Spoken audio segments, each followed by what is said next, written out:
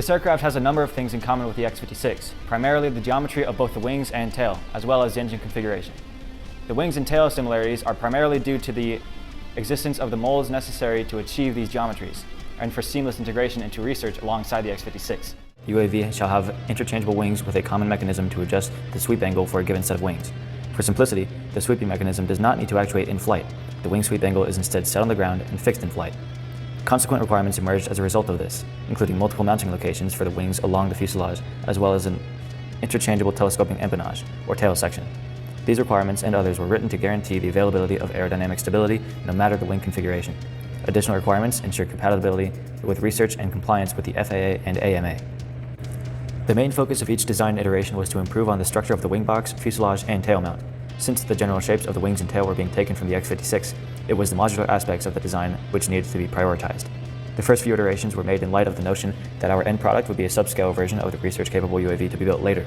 But by our fifth iteration, it was revealed that our sponsor's intent was instead for us to design and build the vessel that would be used for research, which completely changed our approach to the design. One of the most intensive modular components of the design was the wing box, or the structural piece which transfers all the loads between the wings and the fuselage. The initial iterations put off aerodynamics to prioritize the internal mechanism. Once that design seemed viable, the subassembly was made more aerodynamic. It wasn't until the last iteration that our wing box mechanism was uprooted, as it strayed too far from convention to be considered trustworthy by our sponsor. But without skipping a beat, deeper research was done to introduce more conventional aspects into our design. One thing that remained since the very first iteration was a single pivot axis for both wings. Only a partial iteration was made with a two-axis mechanism for the wings while trying to make the design more conventional. After all, real swing-wing aircraft have separate axes for rotating the wings. However, a single-axis solution was created, which was simpler, lighter, and more reliable, all while being supported by the arm of conventional designs, leading to the mechanism you see here. Different methods of mounting the wings to the fuselage evolved, ranging from a full sleeve around the fuselage to a continuous rail on top of the fuselage. But the design we landed on introduced discrete mounting points to help secure the wings in place, while being lighter and simpler than other designs. These iterations led to our universal mounting system, a mount pattern that could serve for the wings, engine mounts, landing gear, and other accessories like cameras, anywhere along the straight section of the fuselage. I'm Adam, I'm an aerospace engineer, and I'm responsible for procurement and regulatory compliance on our senior design project. As you can see here, this is our UAV. We began with projected budget of around $6,000, but following our sponsor request, we incorporated high-performance materials like carbon fiber, which are expensive, so our total cost rose to about $10,400. So because our scope was larger than typical projects, we worked directly with our sponsor for purchasing. This allowed us to quickly secure the parts and not have any misunderstandings over the technicals. And on the regulatory side, we decided to operate under the AMA, which is the Academy of Model Aeronautics guidelines, rather than the FAA Part 107. But the FAA Part 107 is the small drone rules, and because our scope is bigger than that, we chose AMA guidelines. We need to follow a few rules. We need to have our UAV under 55 pounds and fly under 200 miles per hour.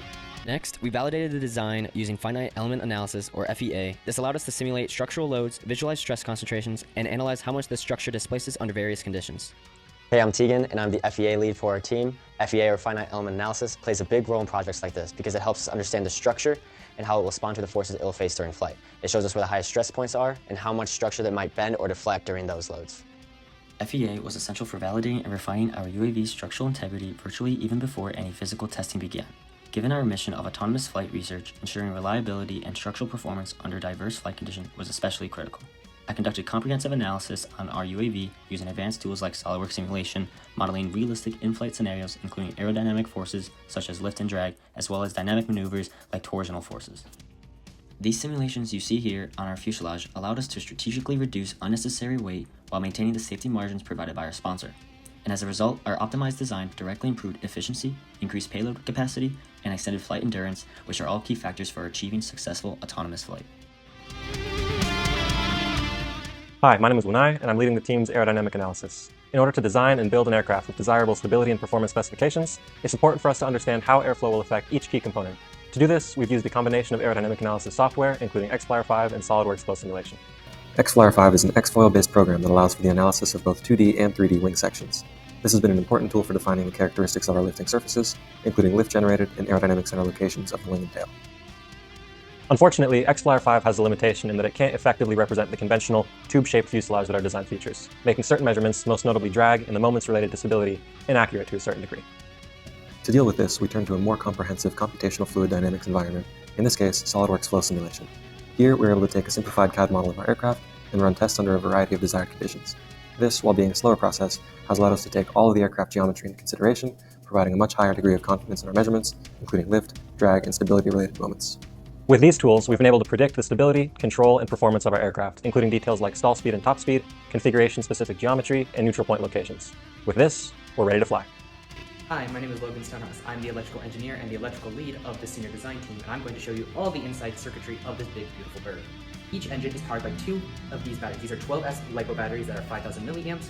Combined, it is about 10,000 milliamp hours, which is around, to take into account, 60% power of the engines would be about 10 minutes time till both batteries are completely exhausted and the bird needs to land. Alright, I'm going to show the central circuitry of this, and first off we're going to talk about the brain, which is this little pixel. This has the ability to have 2 radios attached to it and our GPS. This also has a breadboard in between, as you can see right here, that has all of our servo motors and everything connected to it, but also allows for this, our electronic speed controllers, which are attached to our batteries to make sure they don't drain the batteries all instantaneously. And all of this is powered by this little LiPo battery here, and the servo motors are actually not powered by the Pixlock itself, but powered by this little board right here that is taking the voltage from this battery and turning it down so the servos don't get fried. And that's it, that's our circuitry for this entire project. I'm Peter Bellinger, and I'm the software lead of the team. I configure all of the electronics on the software side, as well as the autopilot implementation for future use. So the firmware we have installed on this Pixlock is Autopilot. It's an open source autopilot software.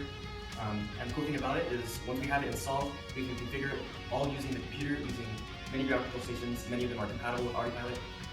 For our project, we're using Mission Planner, and this lets us configure the controls for all the servos, as well as the GPS and flight data. For our projects, we are limited to manual flight control because it's out of scope if you want to do autopilot. However, the firmware that we have installed, it allows future teams or future researchers to implement autopilot on the board without having to change much of the configuration. This is our composites room here at the University of Arizona. It is equipped with both downdraft tables and the vacuum tubing and vacuum pumps so that we can lay up our carbon fiber and fiberglass composites, as well as provide a safe working environment for cutting and sanding both of those materials as well. Hello, I'm Cooper. I'm going to go over some of the materials that we use during the construction of our aircraft. Firstly, for the skin of our aircraft, we decided to use a combination of 2 layers of carbon fiber with a layer of fiberglass in between. Originally, when we were creating the skin, we were going to go with 2 layers of carbon fiber. However, after doing some testing, we determined that if we add a layer of fiberglass, it is more impact resistant. We used balsa wood sandwiched between layers of carbon fiber to create the internal structure. And obviously, when dealing with these different components, we needed to take some safety precautions, in which we used a respirator, safety glasses, and gloves.